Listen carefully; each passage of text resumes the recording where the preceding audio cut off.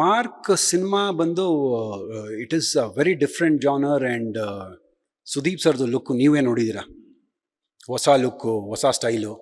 And ಮೊನ್ನೆ ಒಂದು teaser ಬಿಟ್ಟರು, ಟೀಸರ್ನಲ್ಲೂ ನೋಡಿದ್ರಿ ಹೇಗೆ ಕಾಣಿಸ್ತಾ ಇದ್ದಾರೆ ಅಂದ್ಬಿಟ್ಟು, ಎಷ್ಟು ಮಾಸ್ ಆಗಿದೆ ಅಂತ. ನಾನು ಹೇಳ್ದಂಗೆ mark will leave a mark in the industry. So ಸಖತ್ತಾಗಿ ಮಾಡಿದ್ದಾರೆ. ಆ್ಯಂಡ್ ಆಲ್ಸೋ ಸಾಕಷ್ಟು ಲೊಕೇಶನ್ಸು, ಸಾಕಷ್ಟು ಜೂನಿಯರ್ಸು, ಸಾಕಷ್ಟು ಫೈಟು, ಸಿಕ್ಕಾಪಟ್ಟೆ ಚೆನ್ನಾಗಿದೆ. ಬಿಕಾಸ್ ಕಣ್ಣಿಂದ ನೋಡಿದ್ದೀನಿ ನಾನು ಯಾವ ರೀತಿ ಮಾಡಿದ್ದಾರೆ ಅಂತ.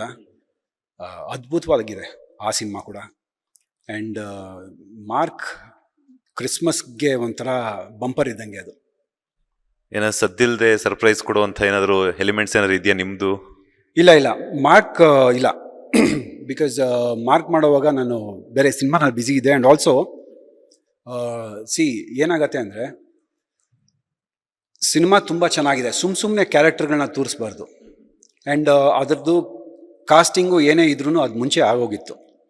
ಆ್ಯಂಡ್ ಇವಾಗ ನನಗೆ ಸುದೀಪ್ ಸರ್ ಒಂಥರ ಒಂದು ಗುರು ಥರ ಅಂತ ಅದಕ್ಕೆ ಸೇರಿಸ್ಕೊಂಡ್ರು ಅಥವಾ ಇನ್ನೊಂದು ಮತ್ತೊಂದು ಅನ್ನೋದು ಅದು ನನ್ನಲ್ಲೂ ಇಲ್ಲ, ಸರಲ್ಲೂ ಇಲ್ಲ.